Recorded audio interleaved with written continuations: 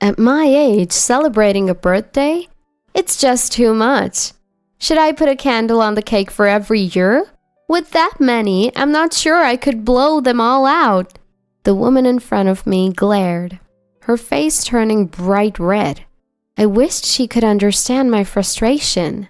After all, my arms and legs were broken, and I was in pain all over.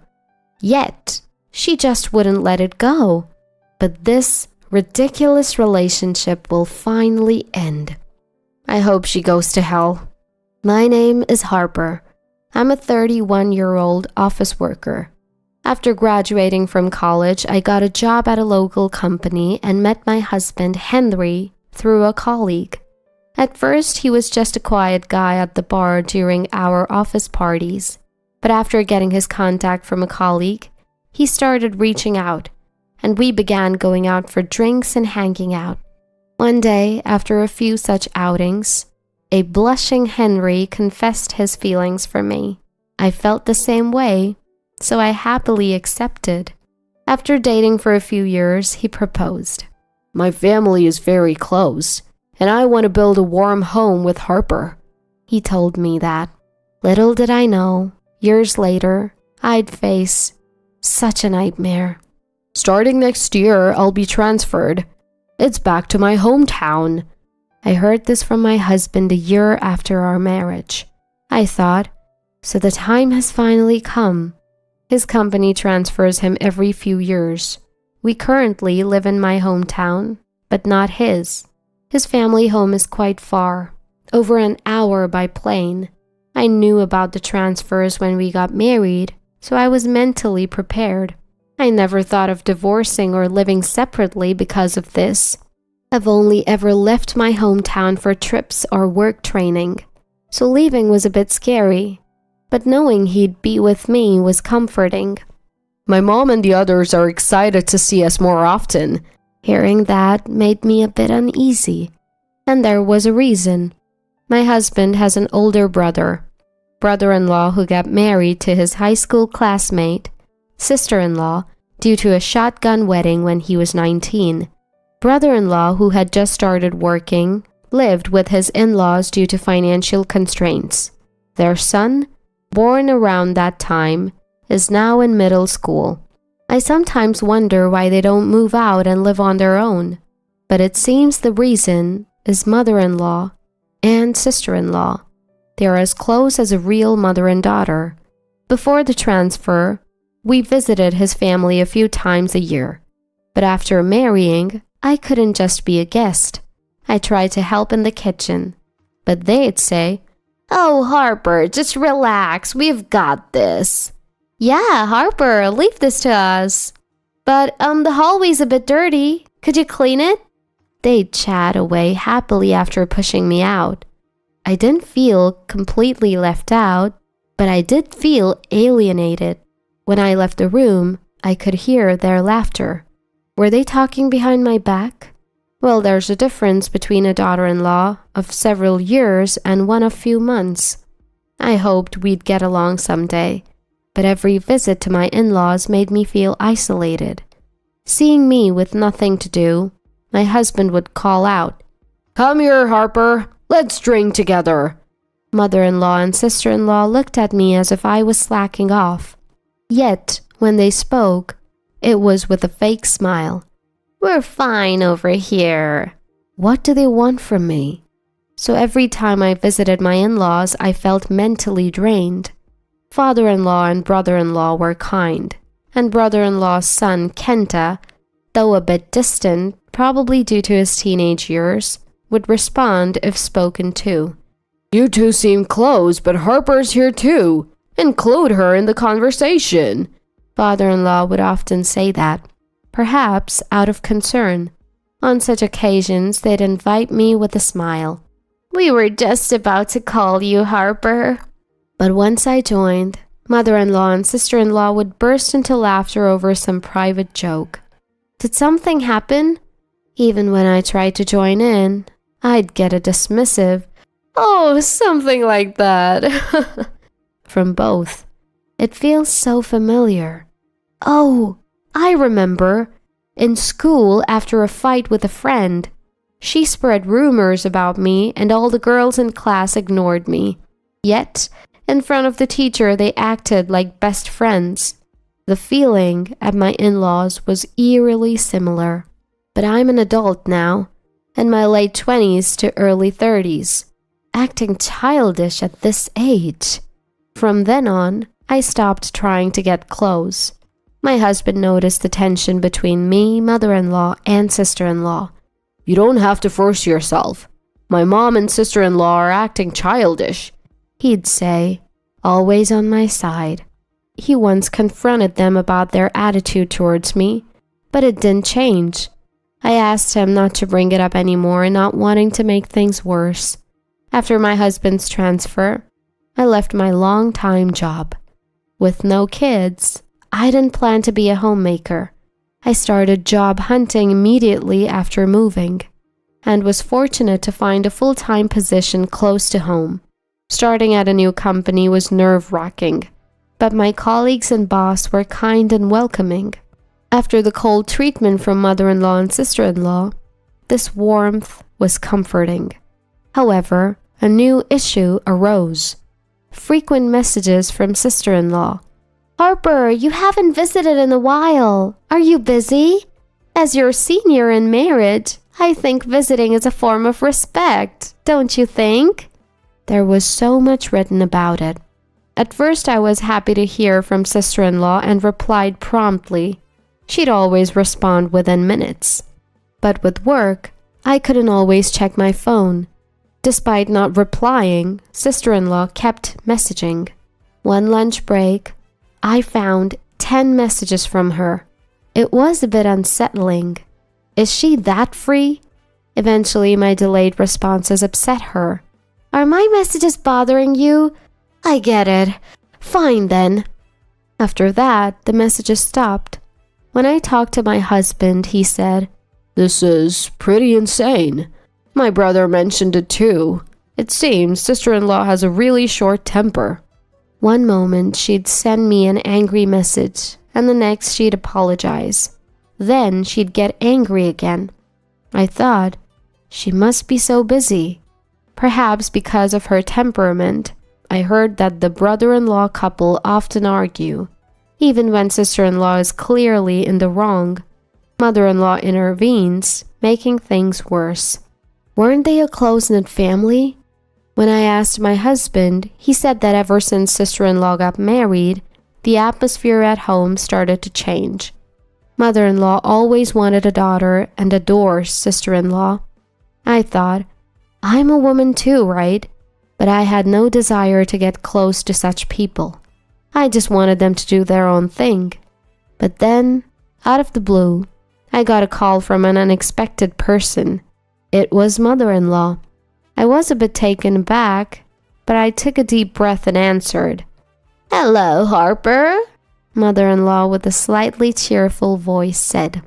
She's having a birthday party soon and would love for my husband and me to attend. "Oh, you don't have to bring a gift or anything." She repeated that 3 times during the call.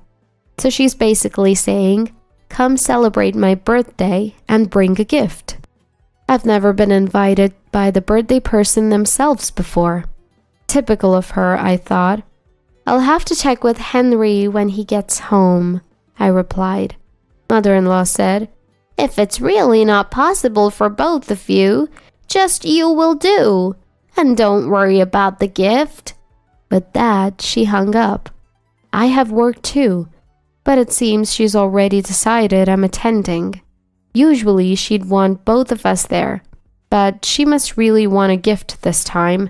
I sighed. When I discussed it with my husband after he came home, he said he had an important business meeting that day and couldn't make it. When I informed mother-in-law, she said, "That's fine. Just you, Harper. I'll be waiting." And she hung up. I mean, I have work too. I could have chosen not to go, but I thought I'd try to fulfill the duties sister-in-law always talks about. So I decided to attend alone. By then, I had some paid leave, which I reluctantly used. Before I knew it, The day arrived. I headed to my in-laws' house earlier than the time mentioned. When I entered, sister-in-law was busily cooking. It was awkward since we hadn't met since that message. I greeted her, but she didn't respond. In the living room, an excited mother-in-law was eagerly waiting. She had asked me to decorate the room, so I hung up the various decorations I bought. She just stared at them in silence. I wish she'd go somewhere else. "It looks plain and cheap," she whispered so that I could hear, and quickly went to the kitchen. After a while, sister-in-law came into the living room and said, "Hey, can you get the cake? I'm tied up right now." She glared at me, looked around the decorated room, and muttered, "Lacks charm." I felt embarrassed being told that. "I'll finish up here and then head out," I said. Sister-in-law laughed and replied, "With these unimpressive decorations? What's the point now? You should have said something sooner." Not wanting to provoke her further, I took the reservation slip from the cake she handed me with a dismissive gesture. Feeling a bit annoyed, I headed to the front door. "Oh, by the way, I told them you'd be paying today," she said, and then slammed the door behind me. Really? She couldn't have said that any differently. I considered just leaving, but I thought better of it and headed to a nearby bakery with a heavy heart. "Here it is," the clerk said, showing me the cake. I was taken aback. It was a custom-made cake, large enough for a crowd, surrounded by whipped cream and fruits. There was an illustration of a family in the center. Seeing it made me incredibly sad.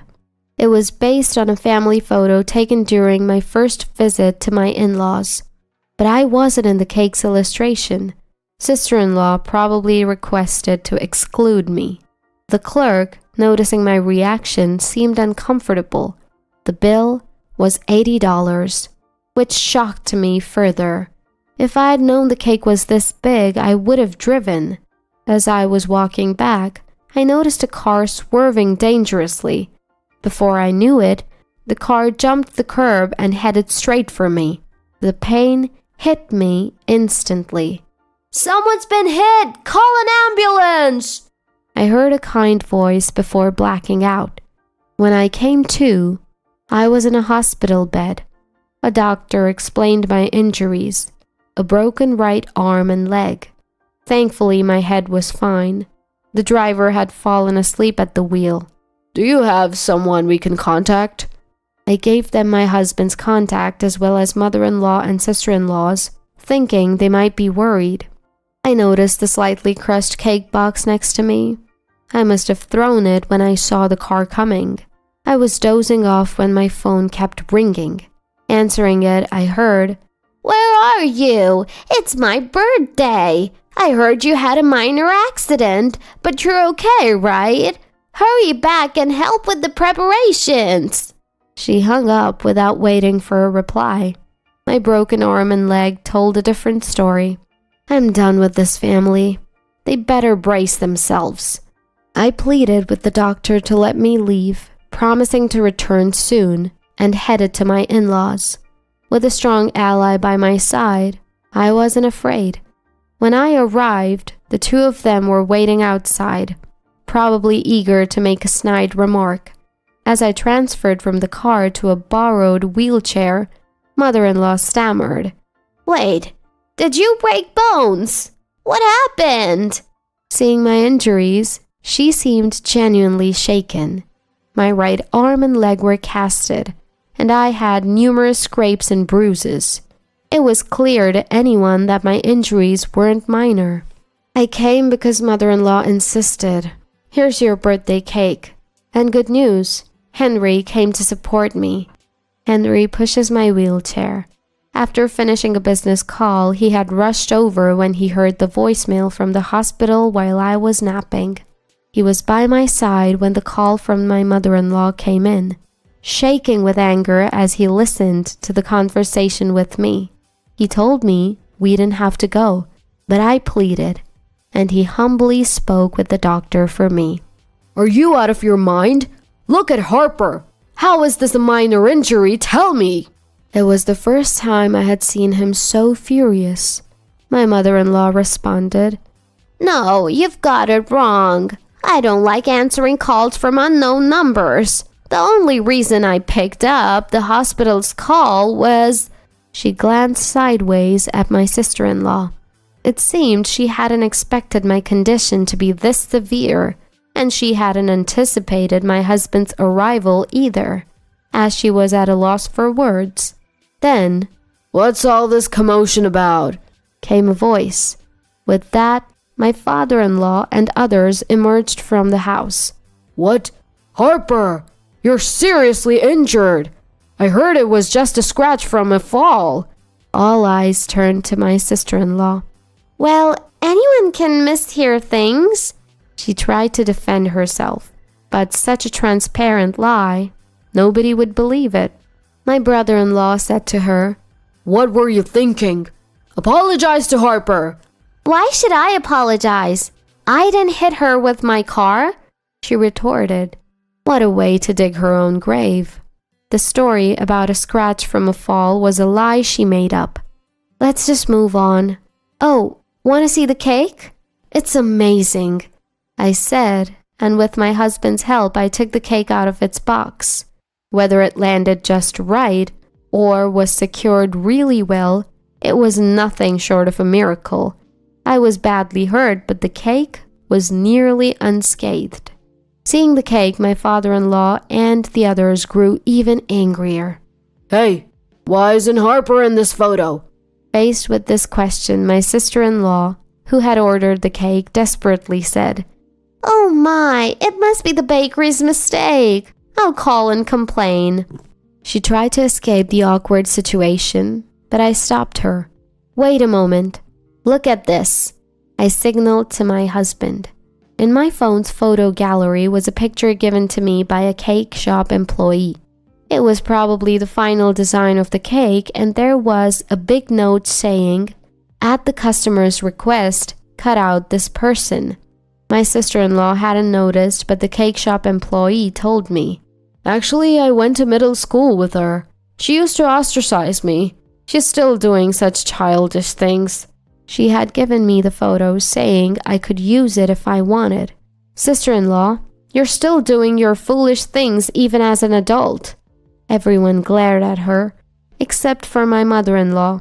But she alone said, "Do you enjoy blaming her so much?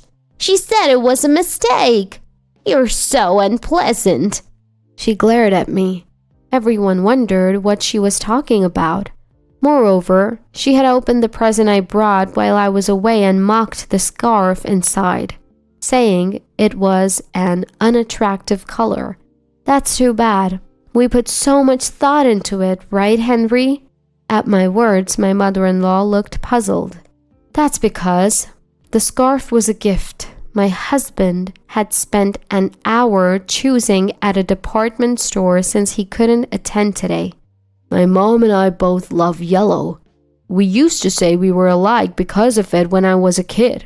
He shared such a heartwarming story with me. Yet, they treated him like this. My mother-in-law, trembling, shouted, "It's all your fault! Everything! On such a special day!" She was so loud and obnoxious that I retorted, "Act your age! It's just a birthday! Are you nuts? Should we put a candle on the cake for every year you've been alive? I'm not sure you'd be able to blow them all out." I didn't regret saying it, because today would be the last time I'd see my mother-in-law. "We're leaving. Mom, sister, you two are out of your minds. We won't be coming back here. We don't want to see you again. We don't need any inheritance. Goodbye," Henry said, pushing my wheelchair away. The family he once loved was nowhere to be seen. He chose me over his own parents. That made me so happy. The aftermath was chaotic. My father-in-law offered my mother-in-law a divorce. She didn't accept easily, saying, "You should reconsider, father-in-law." I thought, how dare she? But then my sister-in-law chimed in. "Is this the time to worry about others? my brother-in-law said to her. What? My sister-in-law looked puzzled as my brother-in-law, like my father-in-law, proposed a divorce.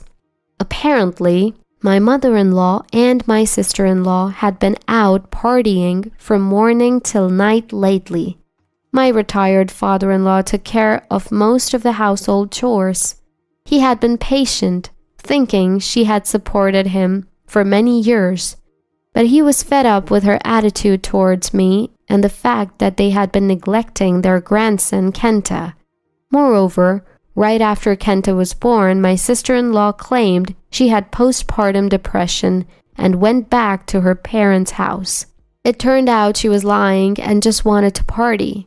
When her parents found out, they disowned her.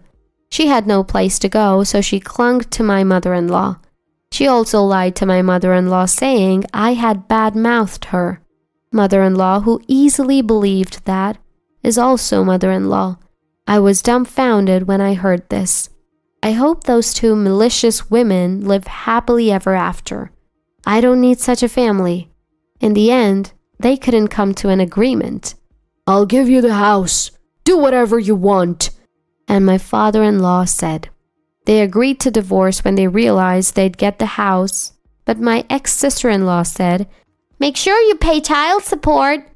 To which my brother-in-law replied, Why would I?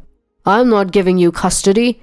She threatened to sue, but he had no intention of giving up custody.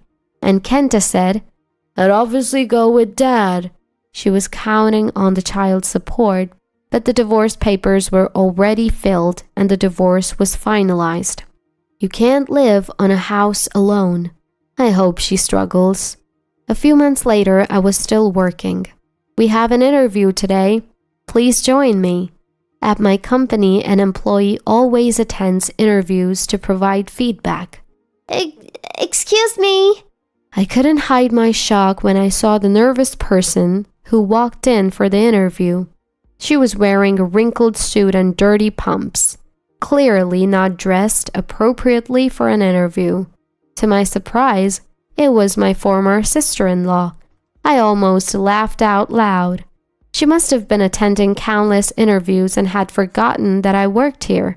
Her interview responses were terrible, and it was clear she wouldn't be hired even if I didn't say anything. She had no work experience, and when asked about it, she said, "I was taking care of my ex-husband's parents after our divorce." I struggled to hold back my laughter. When my boss asked if I had any questions, I said, "It's wonderful that you're so family-oriented. What would you do if, during work hours, you got a call from a hospital saying a loved one had an accident and needed you right away?" I looked straight into her eyes as I asked. She avoided my gaze and replied in a soft voice, "Of course, I'd go to the hospital immediately." The interview ended after I thanked her. My boss asked about the intent behind my question. I explained everything and he was shocked. Unsurprisingly, she wasn't hired. That was the last time I saw my former sister-in-law. Years later, I spoke to someone living near my former in-laws. They said the two women still lived together, but their constant shouting matches could be heard daily, sometimes even requiring police intervention. Apparently, my former sister-in-law could only get part-time jobs and never held on to them for long. They were scraping by on my former mother-in-law's pension.